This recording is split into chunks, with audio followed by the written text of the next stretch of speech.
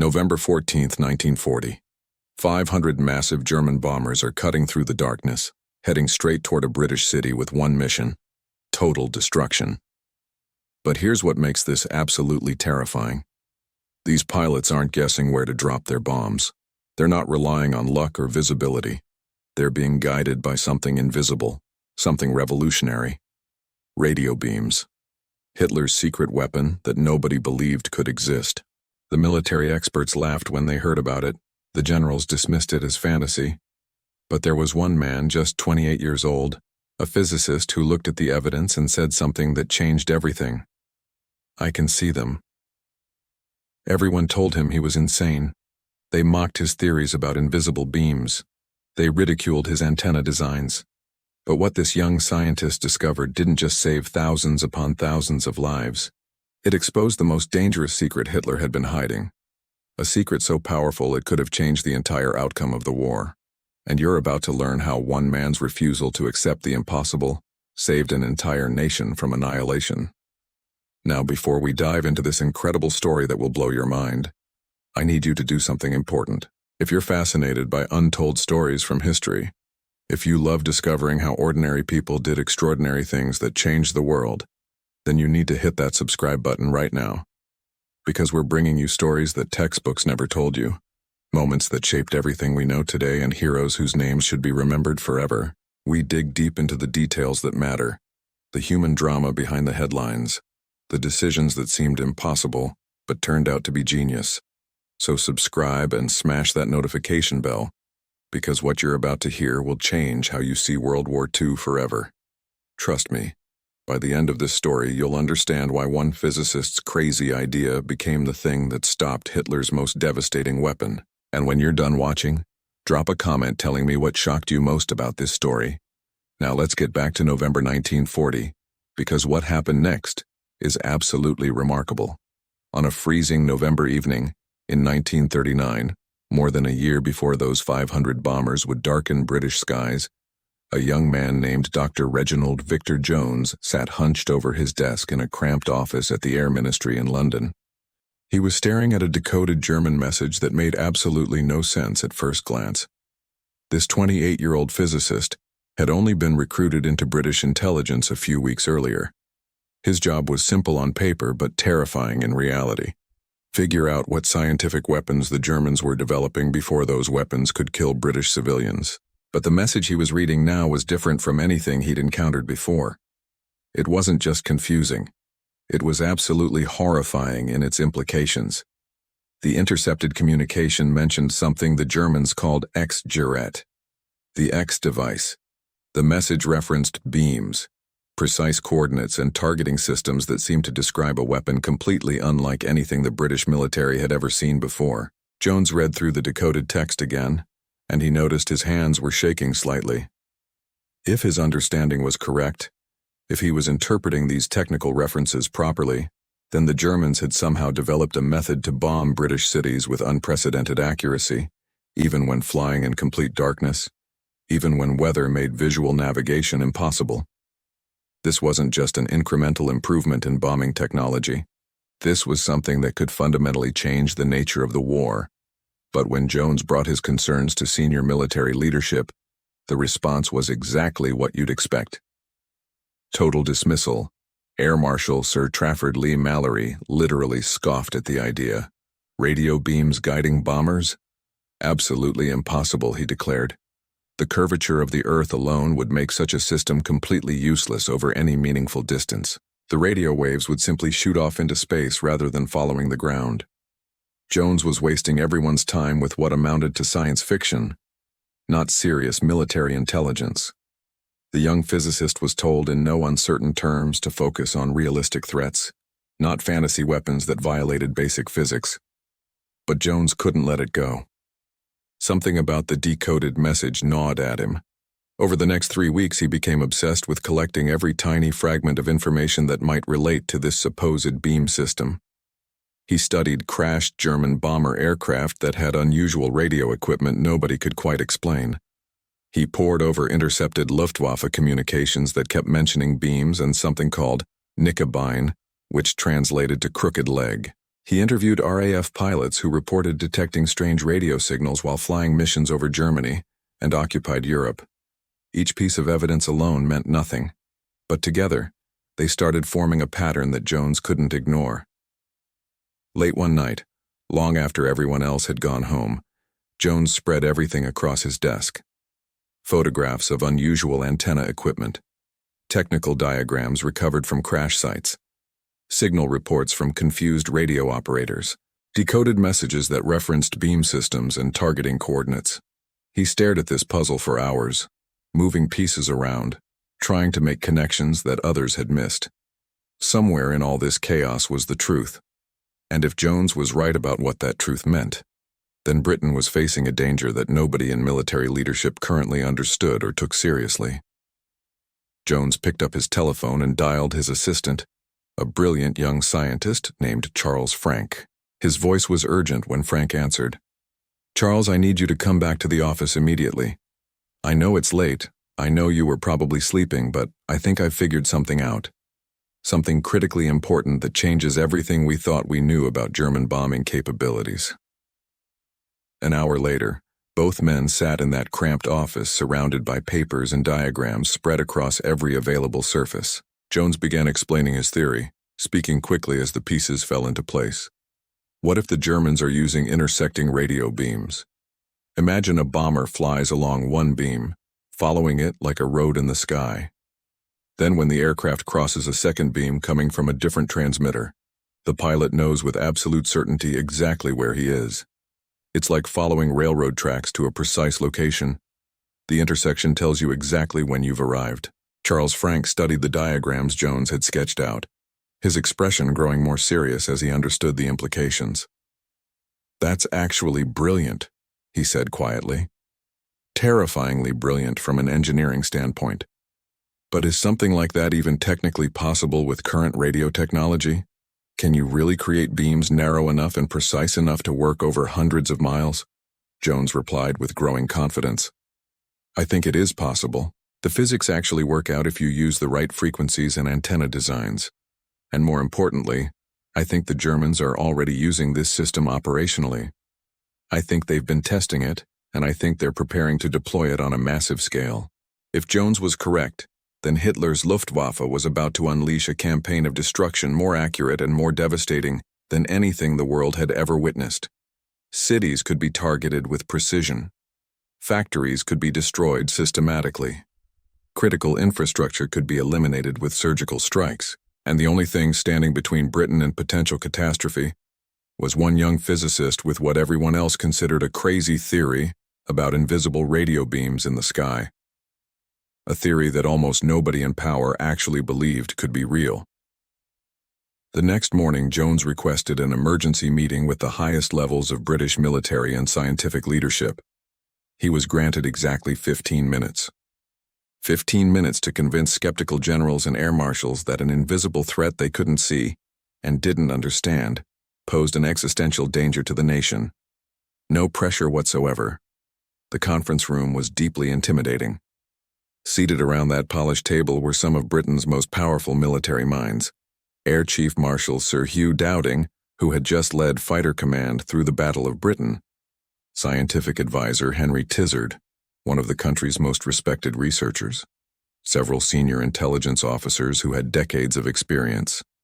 They all looked at this young physicist with barely concealed impatience. They had a war to fight. They didn't have time for wild theories about impossible weapons. Jones began nervously, his voice not quite steady, but as he laid out his evidence piece by piece, his confidence grew. He showed them the intercepted messages with their cryptic technical references. He displayed photographs of unusual equipment recovered from crashed German aircraft. He presented his calculations demonstrating how radio beams could theoretically work over long distances. And most importantly, he showed them his analysis of pilot interrogation reports that suggested the Germans had actually trained crews on a beam-flying system. "Gentlemen," Jones explained while pointing at a hastily drawn diagram, "imagine two radio transmitters positioned in Germany or occupied territory. Each broadcasts a narrow, focused beam. These beams intersect over a specific British city, Let's say Coventry, for example. A German bomber simply flies along the first beam, following it like a highway in the sky. When their specialized equipment detects the second beam crossing the first, they know with absolute precision that they're directly over the intended target. At that exact moment, they release their bombs. They don't need to see anything below them. Weather conditions don't matter at all. Darkness is irrelevant. The beams tell them exactly where they are with an accuracy of just a few hundred yards. One senior air marshal interrupted with obvious skepticism. "Preposterous," he declared. "Radio waves simply don't work that way. They spread out naturally. They diffuse. You can't possibly create a narrow beam that remains focused over hundreds of miles of distance. Basic physics makes what you're describing impossible." But Henry Tizard, the scientific advisor, leaned forward with sudden interest. His expression had changed from skepticism to careful consideration. "Actually," he said slowly, "with the right transmission frequency and proper antenna design, it is theoretically possible to create highly directional radio beams. The Germans have excellent engineers and physicists. Dr. Jones, what concrete evidence do you have that they've actually built and deployed such a system, rather than just theorized about it?" Jones presented his strongest piece of evidence: a German pilot who had been shot down over England and subjected to careful interrogation. During questioning, the pilot had inadvertently mentioned receiving training on a beam flying system before catching himself and refusing to say anything more. He'd clamped up immediately after that slip, but the damage was done. That one careless sentence confirmed that the system wasn't theoretical. It was real, it was operational, and German bomber crews were being trained to use it right now. Jones's voice took on an urgent tone. "I need resources immediately," he told the assembled leadership. "I need aircraft equipped with sensitive radio receivers to search for these beams across England. I need technical specialists to analyze any signals we detect. And I need permission to develop countermeasures as quickly as possible because, gentlemen, if I'm right about this, and I believe I am, these beams are already operational. The Germans could use them tonight to strike any target they choose with devastating accuracy." The conference room fell into heavy silence as the implications sank in. Finally, Air Chief Marshal Dowding spoke. His voice was measured but serious. "Dr. Jones, if you're wrong about this, you'll be wasting valuable resources that we desperately need for other defensive measures. Aircraft, personnel, equipment, all things we can barely spare. But if you're right," he paused, letting the weight of the moment settle. "If you're right, then every British city is at immediate risk. Every factory, every port, every military installation could be destroyed with precision we can't defend against. You have your resources. Don't waste them. We're counting on you to either prove this threat is real or eliminate it from our concerns." Within hours, Jones had assembled a small team of scientists and radio specialists. Their mission was both simple and impossibly difficult. Find Hitler's invisible beams somewhere in the vast sky over England, figure out exactly how they worked, and develop effective countermeasures before the Germans could use them to rain destruction on British cities.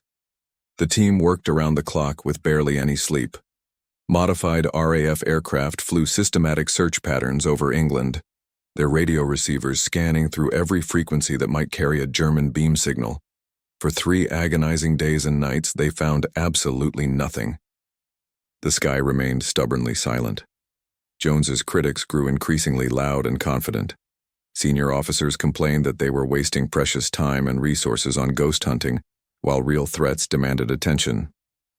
But on the 4th night of searching, everything changed in an instant.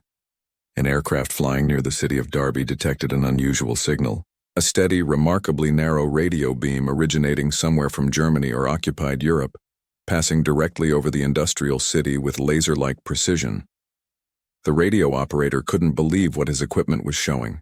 The beam was exactly what Jones had predicted. Within hours of that first detection, search aircraft had found more beams. Multiple beams, each one precisely aimed at critical British industrial centers, military installations, and populated cities. The beams formed an invisible web across British skies, waiting to guide German bombers to their targets with unprecedented accuracy. Jones had been absolutely right. The beams were completely real. They were already active, and now a desperate race was on. The British had to figure out exactly how the German system worked, develop effective countermeasures, and deploy those countermeasures before the Luftwaffe could use these invisible highways to deliver catastrophic destruction to Britain. The fate of thousands of lives now rested on Jones's ability to not just detect these beams, but to turn them from a devastating weapon into a worthless liability for the German Air Force.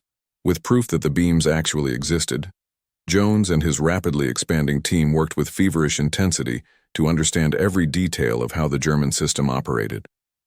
They gave it a code name based on intercepted references: Knickebein, the German word for crooked leg. As they analyzed the signals, the elegance and effectiveness of the system became terrifyingly clear.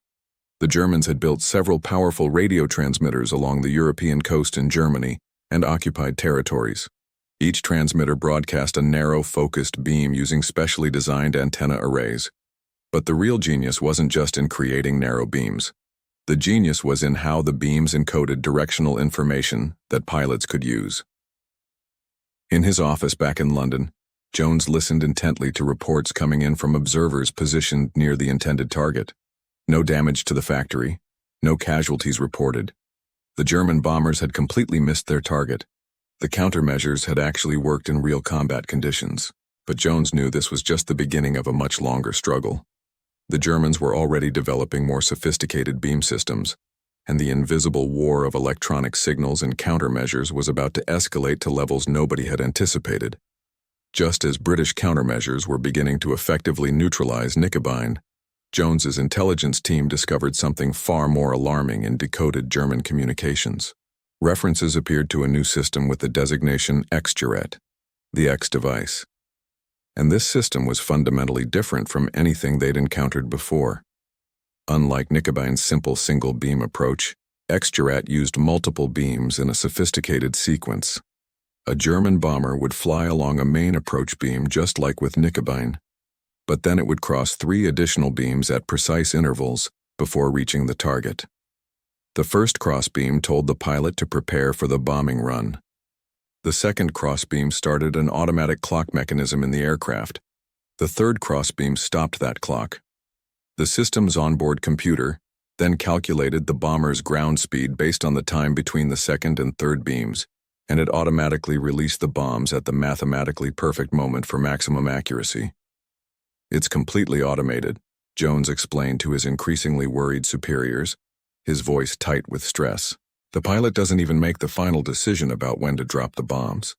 The equipment calculates everything and triggers the release automatically.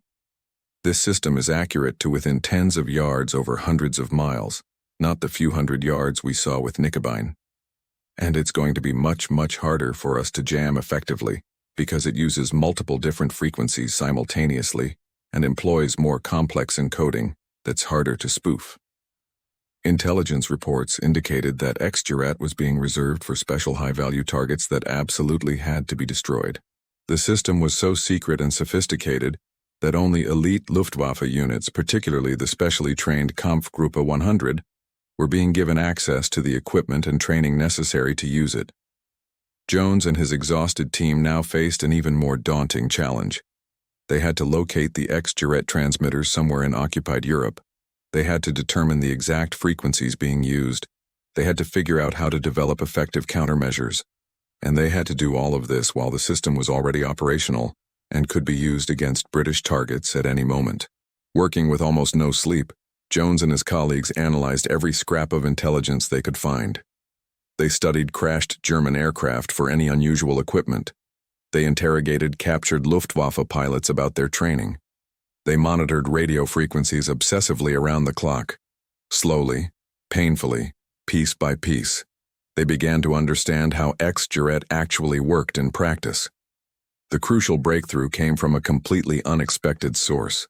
A German technical manual had been carelessly left behind in a captured bomber aircraft. British troops had seized the plane before the crew could destroy sensitive documents. That manual contained partial technical specifications for X-Gerät receiver equipment. With this information, Jones could calculate the likely frequencies that the system's transmitters used. If the British evacuated cities before raids or moved defensive forces too obviously to predicted target areas, The Germans would quickly realize their X-Gerät system had been compromised.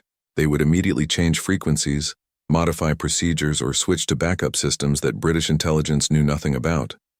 But if British leadership did nothing with this advanced knowledge, if they let raids proceed without warning, then innocent civilians would die. People whose lives could have been saved. Jones found himself sitting in meetings where senior commanders had to make impossible choices. Do we save lives immediately and lose our intelligence advantage? Or do we accept casualties in order to maintain the deception that keeps us one step ahead of German planning? These were decisions that no 28-year-old physicist should ever have to participate in. But this was total war, and Jones's discoveries had placed him at the absolute center of Britain's most desperate struggle for survival. November 12, 1940.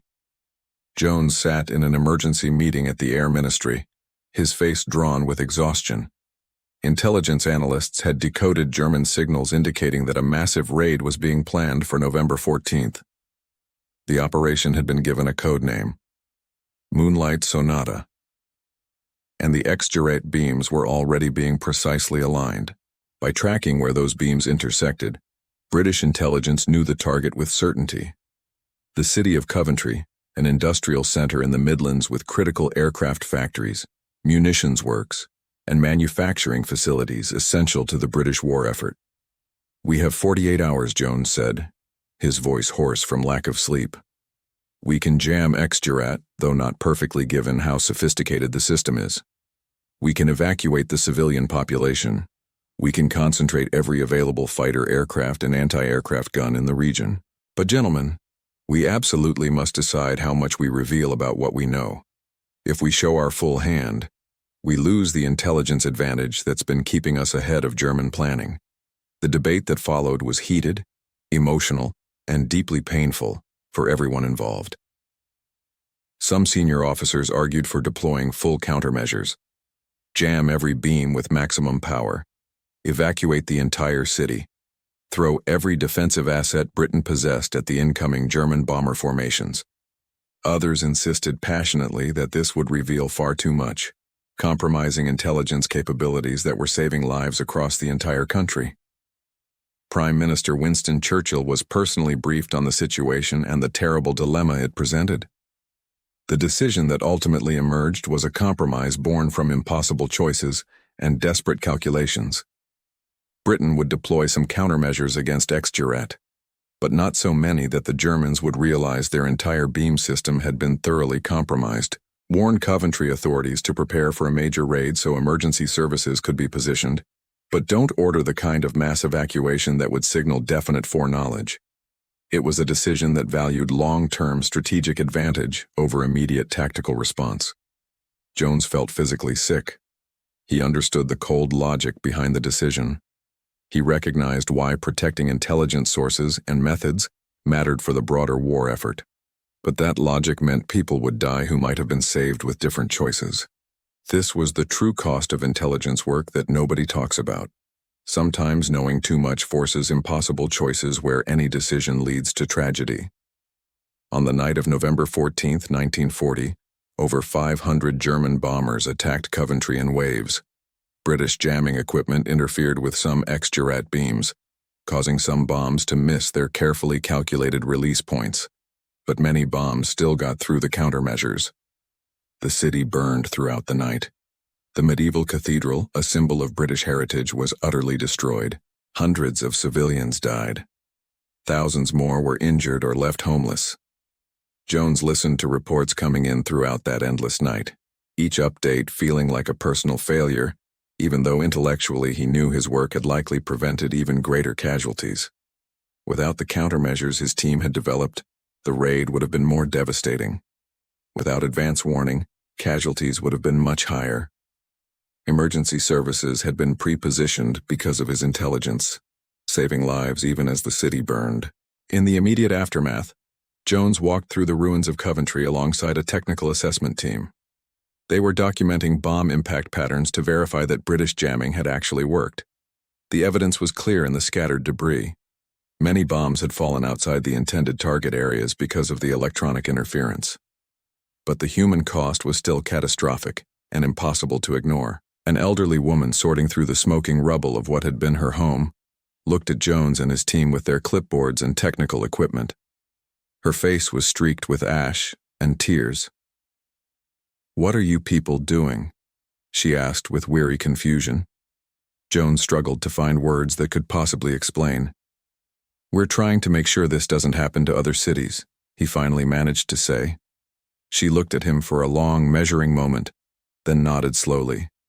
"Then make absolutely sure it bloody well doesn't," she said quietly before turning back to search for anything salvageable from her destroyed life. That brief encounter haunted Jones for the rest of his days. The invisible war he was fighting with electronic beams and radio frequencies had very visible, very human consequences that couldn't be calculated away. Every technical decision carried a human cost.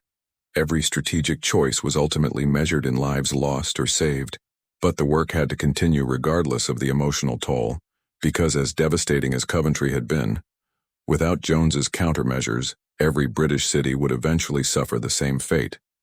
The Germans would systematically destroy Britain's industrial capacity, military installations, and civilian morale with unprecedented precision. The beam systems had to be defeated completely, and that meant Jones needed solutions that went beyond just jamming signals. He needed to understand German antenna technology better than the Germans themselves understood it. The attack on Coventry made one thing absolutely crystal clear to British leadership. Jamming alone would never be sufficient. Jones needed a way to not just interfere with German beams, but to completely neutralize them as effective weapons. That meant gaining a deeper understanding of how German transmitters and antennas actually worked at a fundamental engineering level. The core problem was that German beam transmitters used highly directional antenna arrays specifically designed to focus radio energy into narrow beams rather than broadcasting in all directions. British transmitters that had been designed for normal radio broadcasting simply couldn't match this precision. Jones needed to design and build better antennas that could create counterbeams precise enough to perfectly overlap with German signals and cancel them through destructive interference. This is where Jones's deep background in physics became absolutely crucial to Britain's survival. He wasn't just an intelligence analyst piecing together enemy capabilities. He was a trained scientist who understood electromagnetic wave theory at the most fundamental mathematical level. He began designing entirely new antenna systems, specifically optimized for beam warfare. In June 1943, a resistance operative working in Luxembourg managed to photograph a strange document that had been carelessly left unattended in a hotel room by a German officer. The document eventually made its way through underground networks to British intelligence and landed on Jones's cluttered desk. It contained technical drawings and complex mathematical calculations for a rocket. Not a small battlefield rocket of the type already in use. This was a massive long-range missile capable of carrying a ton of high explosives across hundreds of miles to strike targets with devastating force. Jones felt his blood run cold as he studied the technical specifications. If the Germans had actually developed such a weapon and could produce it in meaningful quantities, it would fundamentally revolutionize warfare in terrifying ways. Unlike conventional aircraft, rockets couldn't be intercepted by fighter planes or shot down by anti-aircraft guns. Unlike bombers, rockets didn't require highly trained pilots who took years to train properly and whose loss was difficult to replace. If launched in sufficient numbers with adequate accuracy, rocket weapons could systematically devastate British cities with complete impunity. There would be essentially no defense against them. Jones immediately briefed Churchill and military leadership on this new potential threat. Many senior officers were deeply skeptical of the intelligence. "Rockets capable of traveling hundreds of miles," scoffed one decorated general dismissively. "This sounds like something from an H.G. Wells science fiction novel, not serious military intelligence we should be concerned about." But Jones had learned crucial lessons from his experience with beam systems. When something seemed technically impossible, that didn't automatically mean it wasn't happening. German engineers had already proven themselves remarkably capable of developing innovations that seemed to violate common assumptions. Why wouldn't they pursue rocket technology if the physics made it feasible? Jones pushed persistently for reconnaissance missions over the Peenemünde facility to gather visual evidence. In June 1943, RAF photo reconnaissance aircraft managed to capture detailed images of the secret installation. Careful analysis of those photographs revealed what appeared to be large rocket-like objects positioned on test stands. There were also unusual circular structures that Jones correctly identified as launch platforms for testing. "This is absolutely real," Jones told the skeptics with complete conviction. "The Germans have developed operational rocket weapons, and they are actively preparing to use them against British cities. We need to take decisive action immediately before they can deploy these weapons on a large scale." Jones's intelligence work had once again saved countless civilian lives. But there was an even bigger secret that Jones had unknowingly helped to expose and disrupt. Something he wouldn't fully understand until after the war had ended. Documents recovered by Allied forces after Germany's defeat revealed that many of the same scientists working on rocket programs at Peenemünde were also involved in nuclear research. Germany's atomic weapons program had been coordinated through several facilities, with significant coordination happening through installations like Peenemünde that Jones had helped to target. By disrupting operations at that critical facility, Jones had inadvertently interfered with German nuclear weapons development efforts. Had the Peenemünde program continued completely unimpeded by Allied bombing, Hitler might potentially have obtained atomic weapons before the Allies did. The consequences of that alternate timeline would have been absolutely catastrophic and almost unthinkable. Jones didn't learn the full scope of what he had unknowingly helped prevent until well after the war, when classified documents were finally analyzed. When he did discover the truth, it gave him nightmares for years. His seemingly crazy work on antenna systems and beam guidance had led him to discover those systems, which had led to gathering rocket intelligence, which had resulted in disrupting nuclear weapons development. One young physicist's curiosity, persistence, and refusal to accept the impossible had potentially saved human civilization itself from nuclear devastation. When the war finally ended in May 1945, Reginald Victor Jones was only 33 years old. He had spent 6 absolutely exhausting years fighting an invisible war that very few people knew existed or understood. His work had saved thousands upon thousands of lives by preventing bombs from reaching their intended targets. He had helped expose Hitler's most dangerous secret weapons programs before they could become operational threats. In the years immediately following the war's end, Jones's remarkable story remained strictly classified. The techniques and methods his team had developed were considered too valuable to reveal publicly. The Cold War was already beginning, and the same electronic warfare principles that had defeated the Luftwaffe might be desperately needed against the Soviet Union if tensions escalated into actual conflict. Hitler's biggest secret wasn't actually the beam guidance systems themselves, or the rocket weapons, or even the nuclear research program. Hitler's biggest secret, the one that Germany desperately tried to hide, was that their supposed technological superiority was largely an illusion built on intimidation rather than genuine advantage. And it was a 28-year-old British physicist with a supposedly crazy theory about invisible antennas who completely exposed that illusion and destroyed it utterly. So now you know the full incredible story of how one young scientist, his refusal to accept the impossible, saved Britain from Hitler's secret weapon. If this story amazed you, if it made you see World War II in a completely different way, then I need you to do something right now. Subscribe to this channel because we're bringing you more untold stories like this. Stories about ordinary people who did extraordinary things that changed everything. Stories that textbooks ignore but that shape the world we live in today. Hit that like button if this video opened your eyes to something you never knew before. Share it with anyone who loves learning about real history, the kind of history that's too incredible to be fiction. And tell me in the comments what shocked you most about Jones's story. Was it how young he was? How nobody believed him at first? How his work accidentally helped stop nuclear weapons? I genuinely want to know what resonated with you, because these stories matter. These forgotten heroes deserve to be remembered, and you being here, watching until the end, means you understand why these stories need to be told.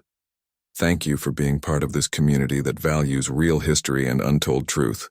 I'll see you in the next story, and trust me, what's coming next is just as mind-blowing as what you just heard.